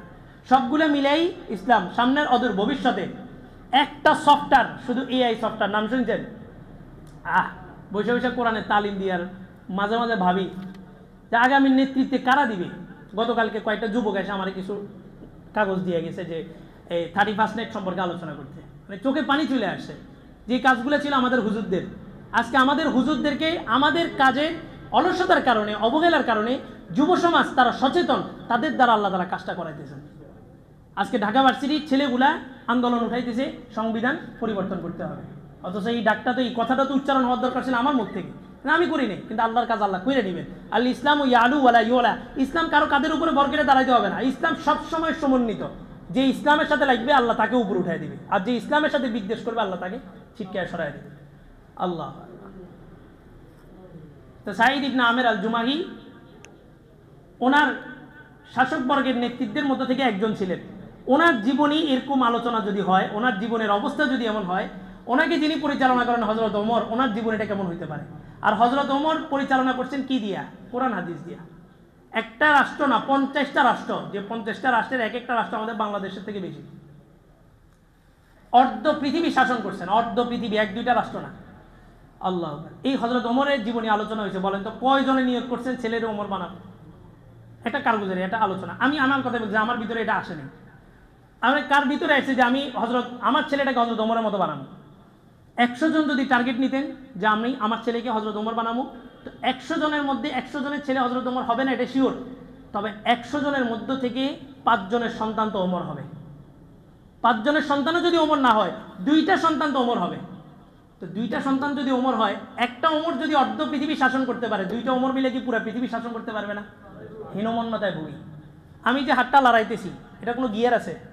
তা আমার এখান থেকে সেন্স বলছে আমি এটাকে লড়াইতেছি, ব্রেন বলছে আমি এটা লড়াইতেছি। আমি যে হাঁটতেছি, আমার কোনো গিয়ার আছে? নাই। আমার ব্রেন আমাকে বলছে আমি হাঁটতেছি, আমার ব্রেন বলছে আমি বসে থাকবো, আমি বসে দিতেছি। একটা ছোট্ট একটা তথ্য শেয়ার করি। একজন লোক, উনি ওয়াশরুমে পইরা ওনার কোমর ভেঙে গেছে। ওনাকে দেশে বাহিরে বিদেশে সব জায়গায় ডাক্তার দেখাইছে। ডাক্তাররা বললেন যে ওনার কোমর 100তে 100% ঠিক, কিন্তু উনি হাঁটতে পারেন না। উনি সারা জীবন, এখনও বেঁচে আছেন কিনা জানি না, উনি এখনও শোয়া, হাঁটতে পারেন না। ডাক্তাররা কি বলছে জানেন? বলে যে ওনার সেন্সের মধ্যেই কথাটা বসে গেছে যে আমি হাঁটতে পারব না। ওনার কোমর 100% ঠিক, কিন্তু ওনার মেজাজের মধ্যে বসে গেছে যে আমি কি করতে পারব না? হাঁটতে পারব না। তাহলে আমাদের শরীরটাকে পরিচালনা করে কি? মেজাজ। ওমর পুরা বিশ্ব শাসন করছে কি? হাত দিয়া না, পা দিয়া না, মেজাজ দিয়া। মেজাজ দিয়া। আমরা হীনমন্যতায় বলি। আমি বুঝি আবার এলাকার মেম্বার হবো, আমি বুঝি চেয়ারম্যান হবে। আর একজন কসাই মোদি, চায়ের দোকানদার, সে 200 কোটি মুসলমানকে শাসন করতেছে কি দিয়া? হাত দিয়া, পা দিয়া, মেজাজ দিয়া, মস্তিষ্ক দিয়া। আমরা পরাজিত একটা জাতিতে রূপান্তরিত হয়ে গেছি। পরাজিত জাতি সবসময় বিজয়ী জাতির অনুসরণ করে, কখনো তারা আগে বাড়তে পারে না। ইংরেজরা 180 বছর আমাদের উপরে এমন একটা শাসন চালাইছে, 192 বছর। এই শাসনে আমরা পরাজিত জাতি হয়ে গেছি। আমাদের 5 নাম্বার কত? 33। ইংরেজদের 5 নাম্বার ছিল 66। 100কে একটা রাউন্ড ফিগারে 3 ভাগে ভাগ করতে হলে রাউন্ড ফিগার আসে 66। 33.33 আসে আর কি পয়েন্ট হিসাবে, কিন্তু রাউন্ড ফিগার করলে 33। ইংরেজরা যখন চলে যেতেছে, তারা বললো যে এই জাতির উপরে আমরা 192 বছর শাসন করছি, এই জাতির মতো নির্বোধ আর জাতি হইতে পারে না। আমাদের 5 নাম্বার ছিল 66, এদেরকে দিয়ে দাও 33। আর এখন মজার বিষয় কি জানেন? যে পাস করছে, মানে সিরিয়াল আসে না 1 2 3 না, শুধু পাস করছে, পুরা মহল্লা মিষ্টি খাওয়াইতেছে নির্লজ্জের মতো। কি করছে? পাস করছে। 1 2 3 না, স্ট্যান্ড করছে এটা না, মানে শুধু পাস করছে, পুরা মহল্লা মিষ্টি খাওয়াইতেছে। আল্লাহ। তা আমরা একটা পরাজিত জাতি হয়ে গেছি। লম্বা সময় মাদ্রাসাগুলোতে ছিলাম, আত্মসমালোচনা হিসাবে বলা, কোনো কিছুকে ছোট করার জন্য। তকি উসমানী সাহেবের লেখা একটা গত কয়েকদিন আগে পড়ছি, উনি বলেন যে কওমি মাদ্রাসাগুলোর যে অবদান এই জাতির উপরে, কোনো এক মানুষ যদি জন্মের পর থেকে মৃত্যু পর্যন্ত শুধু সিজদার মধ্যে পড়ে থাকে, তারপরে কওমি মাদ্রাসাগুলো শুকরিয়া আদায় হবে না। ইসলামের যখনই টান আসছে, আপনি দেখবেন যে ওলামায়ে দেওবন্দ সেখানে দাঁড়ায় গেছে। ইসলামের কোনো একটা বিধান কেউ টান দিয়েছে, ওলামায়ে দেওবন্দ সেখানে দাঁড়ায় গেছে। এই ভারত উপমহাদেশে ইসলাম আসার ইতিহাস যদি আপনি দেখেন, দেওবন্দকে মাইনাস করে ভারত উপমহাদেশে ইসলাম কেউ রচনা করতে পারবে না। 80 মাইল পর্যন্ত, মাইল পর্যন্ত প্রতিটা গাছের সাথে এপাশে ওপাশে আলেমদের লাশ ঝুলানো ছিল। এই আলেমদের লাশ, এই আলেমদের রক্তের উপরে বহন করে ইসলাম ভারত উপমহাদেশে আসছে। বহু সংগ্রামের পরে, আত্মসমালোচনা হিসাবে বলা, আমরা একমুখী হয়ে গেছি। ইসলাম মানে বুঝতেছি ওই কোরআন হাদিস, এর বাহিরে কিছু না। ডাক্তার, ইঞ্জিনিয়ার, এগুলাকে আমরা মনে করতেছি এটা হচ্ছে নন ইসলাম, এদের ঠিকানা জাহান্নাম। এরা স্কুল ভার্সিটিতে পড়ছে, এদের ঠিকানা জাহান্নাম। আল্লাহ।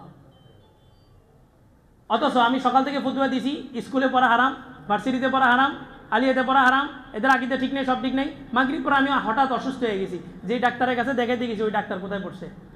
স্কুলে পড়ছে। অনেক টাকার মালিক হয়ে গেছে, এখন একটা বাড়ি করা দরকার, ডিজাইন কে করছে? ওই ইঞ্জিনিয়ার। এই দুইটার সমন্বয় ইসলামী হুকুমত হারাইছে 100 বছর। 1924 সালে ইসলামী হুকুমত চলে গেছে, খেলাফতে আব্বাসিয়া ধ্বংস হয়েছে।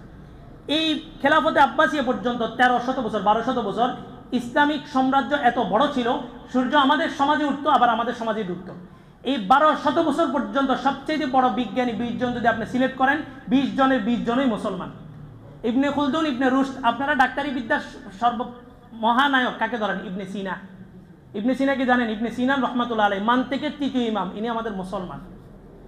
বিজ্ঞান 20 জন যদি ধরেন, 20 জনই মুসলমান। কিন্তু একটা সময় এসে ডিভাইডেড রুল বাস্তবায়ন করে পুরো একটা জাতিকে আলেম সমাজ থেকে দূরে সরানো হয়েছে, আর আমরা এটা বুঝি না। আমি মাদ্রাসা থেকে বসে বললাম যে ইংরেজি শিখা হারাম, ইংরেজি শিখা হারাম ফতোয়া দিছে দারুল দেওবন্দ। কখন দিছে? ওই ইংরেজরা যখন শাসনামল চলাইতেছে 150 বছর পার হওয়ার পরে দারুল দেওবন্দ ফতোয়া জারি করলো যে ইংরেজি শিখা হারাম। কেন বলছে শুনেন, ইংরেজি শিখা হারাম এজন্য বলছে, ইংরেজি শিখার জন্য মুসলমান বাচ্চারা ইংরেজদের কাছে যেত। ইংরেজদের কাছে যখন যাইতো, ইংরেজরা ইংরেজিও শিখাইতো, আবার মুসলমানদের বাচ্চাদের দেমাগের ভিতরে ওই ইমান বিধ্বংসী জিনিসগুলো ঢুকাই দিত। এই কারণে তৎকালীন ফতোয়া জারি হয়েছে ইংরেজি শিখা হারাম। তাই বলে কি এখনো ইংরেজি শিখা হারাম নাকি? এখন আপনি ইংরেজি শিখা হারাম বইলা পুরা একটা জাতি, বহু বড় বড় হুজুরের রিপোর্ট আমি জানি যাদের সন্তানদেরকে স্কুলে ভর্তি করাইছে, আমি জানি। নাম করা আলেম, কিন্তু ওনার সন্তান কোথায় পড়ে? স্কুলে পড়ে। এখন বাস্তবতা সবাই স্বীকার করতেছে। আপনি বাস্তবতা থেকে দূরে আছেন। ইংরেজি আরবি দুটোটা সমসাময়িক বিষয়, একই সাথে আগাবে, দুইটার মধ্যে কোনো ভিন্নতা নাই, একই সাথে আগাবে। তারা টাইম বোম, অ্যাটম বোম সব কিছু আবিষ্কার করছে আমার কোরআন থেকে। কারে মারতেছে? আমাকে মারতেছে। আমি বলছি বিজ্ঞান হারাম, ইংরেজ হারাম, তো তারা অ্যাটম বোম আবিষ্কার করছে, করে আমার উপরে ছাড়তেছে। তারমিহিম বিহিজারাতিন মিন সিজ্জিল, এই এক আয়াতের উপরে গবেষণা করে অ্যাটম বোম বানাইছে। আল ইয়াউমা নাখতিমু আলা আফওয়াহিহিম ওয়া তুকাল্লিমুনা আইদিহিম, হাসরের মাঠে সমস্ত অঙ্গ প্রত্যঙ্গ কথা বন্ধ থাকবে, মুখের উপর আল্লাহ তাআলা সিল মেরে দিবেন, মানুষের হাত কথা বলবে, পা কথা বলবে। এটার উপরে বিজ্ঞান দাঁড়ায়া তথ্য প্রযুক্তির সর্বোচ্চ আপডেট হচ্ছে ফিঙ্গারপ্রিন্ট, এটা আবিষ্কার করছে এই আয়াতের উপরে গবেষণা করে। শুধুমাত্র একটা সফটওয়্যার এআই, আর্টিফিশিয়াল ইন্টেলিজেন্স, নাম শুনছেন কিনা কে জানে? এআই একটা সফটওয়্যার পুরা পৃথিবীটাকে ম্যাসাকার করে দিবে। এটা রুইখা দাঁড়ানোর মতো, তসবিহ দিয়ে আর নামাজ দিয়ে এটা বিরোধিতা করতে পারবেন না। এক সফটওয়্যার পুরো পৃথিবীটাকে তছনছ করে দিবে। একটা সফটওয়্যার আসতেছে, ক্যাশলেস সোসাইটি। আগামীর বিশ্বে কোনো টাকা থাকবে না। নাম শুনছেন ক্যাশলেস সোসাইটি? এখনই আপনি একটু চিন্তা করেন, আপনার বিকাশে কত টাকা আছে? 10,000 টাকা আছে। এটা কি সংখ্যা না টাকা? বুঝলেন না? এটা কি একটা সংখ্যা। ক্যাশলেস সোসাইটি মানে টাকা বলতে কিছুই থাকবে না, সবার অনলাইন অ্যাকাউন্ট থাকবে, যেখানে যাবে কেনা বেচা করবে অনলাইনের মাধ্যমে। Cashless society. টাকা পয়সা স্বর্ণ মুদ্রা সব নিয়ে গেছে তারা। আচ্ছা, স্বর্ণের দাম বাড়াতে আমাদের লাভ হয়েছে না? স্বর্ণের দামটা কেন বাড়ছে? এবার আসেন গভীর থেকে বুঝেন। স্বর্ণের দাম বাড়াতে আমরা কি করছি? স্বর্ণ কি জমা করছি না বিক্রি করছি? স্বর্ণ আগে ছিল 40,000 ভরি, এই করোনার আগে। এখন 1 লাখ মনে হয় পার হয়ে গেছে 22 ক্যারেটের, যেটা 24 ক্যারেট তো দেশে ব্যবহার হয় কিনা জানি না। এইগুলা দাম বাড়াইছে, বাড়ানোর পরে আমরা জমা করছি না ছেড়ে দিছি? বাংলাদেশে যখন স্বর্ণের দাম বাড়ছে, আমি যেমন বিক্রি করছি সবাই তেমন বিক্রি করছে। পুরা বাংলাদেশের মানুষ স্বর্ণ বিক্রি করছে। স্বর্ণগুলো গেছে কোথায়? বাহিরে।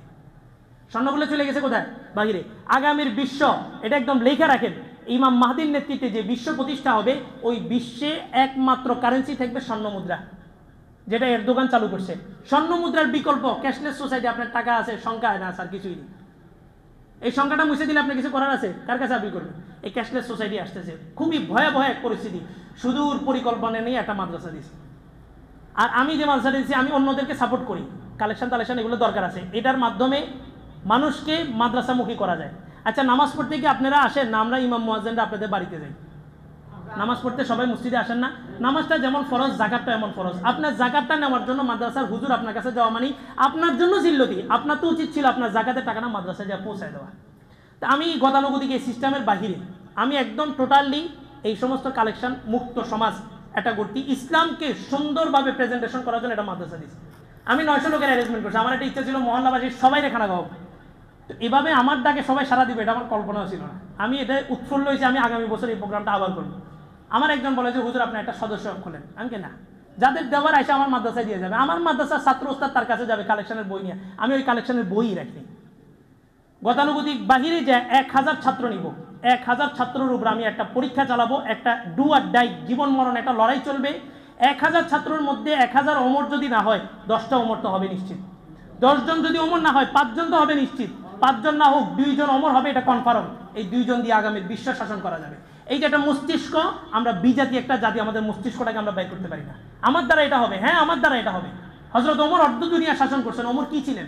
ইসলামের কারণে তাকে আযযানাল্লাহুল ইসলামা বিল ইসলামি ওয়াল কিতাব, আল্লাহ তাআলা আমাদেরকে ইসলামের মাধ্যমে আমাদেরকে কি করছেন? সম্মানিত করছেন। তো হযরত ওমরের 50টা রাষ্ট্র পরিচালনা করছেন হাত দিয়া না, পা দিয়া না, কি দিয়া? মস্তিষ্ক দিয়া। কোন মস্তিষ্ক? কোরআন হাদিস। এই কোরআন হাদিস অথেন্টিক সমস্ত লাইনের। আল ইয়াউমা আকমালতু লাকুম দীনাকুম, দিন পরিপূর্ণ হয়ে গেছে।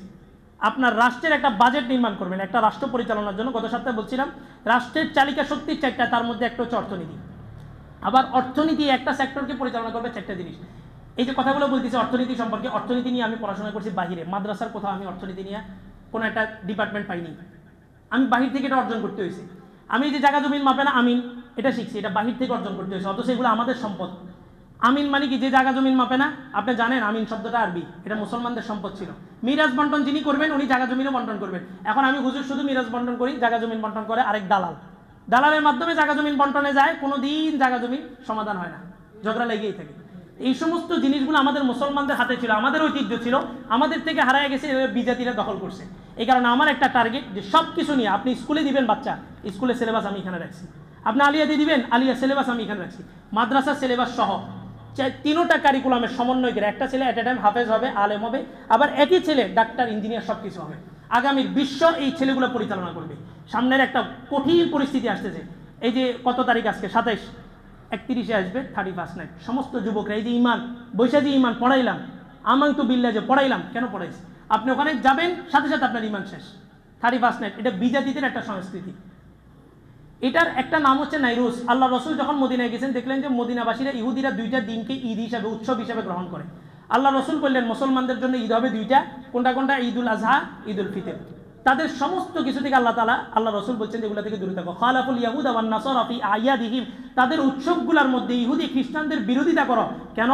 আল্লাহ রসুল বলেন যে তাতানাজ্জালু আলাইহিমুস সাখতা, আল্লাহর পক্ষ থেকে তাদের উপরে গজব নাজিল হয়। আর মুসলমানরা ওই সমস্ত জায়গায় যেতেছি, ওই যে ইমানরে তো আমরা প্লাস্টিক মনে করি, এটা কি সহজে কি ছিঁড়ে নাকি? ইমান তো আনি নেই, ইমান যে যাইতেছে বুঝবো কিভাবে? এই 31 নাইট উপলক্ষে কথা নিতে পারবেন কিনা জানি না। কেউ যদি ঘরে 31 নাইট উপলক্ষে যদি ওই দিন স্পেশাল বিরিয়ানি করেন, আপনারও ইমান সংখ্যার মধ্যে আছে। 31 নাইট উপলক্ষে যদি আপনি সেদিন ঘরের মধ্যে বিরিয়ানির আয়োজনও করেন, তো আপনার ইমান কিসের মধ্যে আছে? সংখ্যার মধ্যে আছে। 31 নাইট গেছে পিছনে একটা 25 তারিখ। 25 তারিখ ঈসা আলাইহিস সালামের জন্মদিবস, খ্রিস্টাব্দের আলোচনা করছিলাম। কি মেরি ক্রিসমাস শব্দটা? মেরি ক্রিসমাস বলে। এই মেরি ক্রিসমাস এটা একটা কুফুরি তন্ত্র, কুফুরি শব্দ। এটা দেখলাম যে আমাদের সদর হাসপাতাল মোড়ে এবং টাং রোডের বিভিন্ন রেস্টুরেন্টের মধ্যে তারা হযরত ঈসা আলাইহিস সালামের আকৃতি দাঁড় করায় মেরি ক্রিসমাস একটা অ্যাড দিয়ে রাখছে। এই ছেলেটা জানেও না, এই রেস্টুরেন্টের মালিক জানেও না যে মেরি ক্রিসমাস এটা কোথা থেকে আসছে। ওই যে দেখছে অনলাইনে এটা ভাইরাল ইস্যু, একটা টেন্ডেন্সি গ্রহণ করে নিয়ে নিছে। মেরি ক্রিসমাস এটা যিশু খ্রিস্টাব্দ পালন করে, যিশু খ্রিস্ট অর্থাৎ ঈসা আলাইহিস সালামের জন্মকে পালন করে। এখন কথা হচ্ছে ঈসা আলাইহিস সালামের জন্ম কি পালন করা যাবে না? যাবে। তবে তাদের বিশ্বাস হচ্ছে হযরত ঈসা আলাইহিস সালাম আল্লাহ তাআলার পুত্র, নাউজুবিল্লাহ। আর আমরা বিশ্বাস করি হযরত ঈসা আলাইহিস সালাম আল্লাহর পুত্র নয়। ওই যে আদম আলাইহিস সালাম যে হাঁচিটা দিছিলেন, হাঁচি থেকে নাকের ভিতর থেকে যে শ্লেষ্মাটা বের হয়েছে, আল্লাহ তাআলা ওইটার মাধ্যমে হযরত ঈসা আলাইহিস সালামের জন্ম দিয়েছেন। এই যে আকিদাগত ব্যবধান। তা আপনি মেরি ক্রিসমাস বলছেন, আপনি কি জানেন এটা যে কুফরি কালাম? জানেন না, কিন্তু আল্লাহ কি এটা মানবে? যাই না বলেন, না যাই না বলেন। একজনকে মার্ডার করছি করে বললেন যে আমি জানি না, আমার অপরাধ কয়টা? 2টা। একটা হচ্ছে মার্ডার করছি, একটা হচ্ছে রাষ্ট্রীয় আইন জানি না কেন, এই 2টা। ইসলামের কোনো একটা বিধান আপনি লঙ্ঘন করছেন, আপনার শাস্তি হবে 2টা। 1 নম্বর হচ্ছে বিধানটা লঙ্ঘন করছেন, 2 নম্বর হচ্ছে ইসলাম আপনি জানেন না কেন। তলাবুল ইলমি ফারিদাতুন আলা কুল্লি মুসলিম, প্রত্যেকটা মুসলমানের উপরে পর্যাপ্ত ইলম, যে ইলম দ্বারা ঈমান এবং কুফরের ভিতরে পার্থক্য করতে পারবেন, এতটুকু শিখা কি ফরজ। তো 25 তারিখ গেছে যিশু খ্রিস্টাব্দ, সবাই পালন করছে। আমি এটার আলোচনা আনি নাই আগের সপ্তাহে, কই যে অনেক সময় অনেক গুণে কেউ জানেও না, আলোচনা করলে তখন এটা জানা হয়ে যায়, এই জন্য আলোচনা আনি। এখন দেখলাম যে সবাই পালন করছে। 31 নাইট পালন করবেন? কোনো অবস্থাতেই পালন করবেন না। এই সমস্ত কাজে নিজেদের বাচ্চাদেরকে ওই দিন পর্যন্ত সেভ করে রাখবেন। তারা একটা পার্টি দিছে, পার্টিতে যাবে ছোট মানুষ। কেন? ছোট মানুষের সাথে যে আপনার ঈমান জড়িত, আপনি জানেন? এই ছোট মানুষ জাহান্নামে একলা যাবে না, হাসরের মাঠে আপনার বাচ্চা জাহান্নামে যাওয়ার সময় আপনাকেও টেনে নিয়ে যাবে। আল্লাহ তাআলা কথাগুলো সবাইকে বুঝার আমল করার তৌফিক দিন। আজকে মাগরিবের পর থেকে এসা পর্যন্ত স্থায়ী প্রোগ্রাম হবে আমাদের মসজিদে, যাদের সময় হয় সবাই শরীক হবে ইনশাআল্লাহ।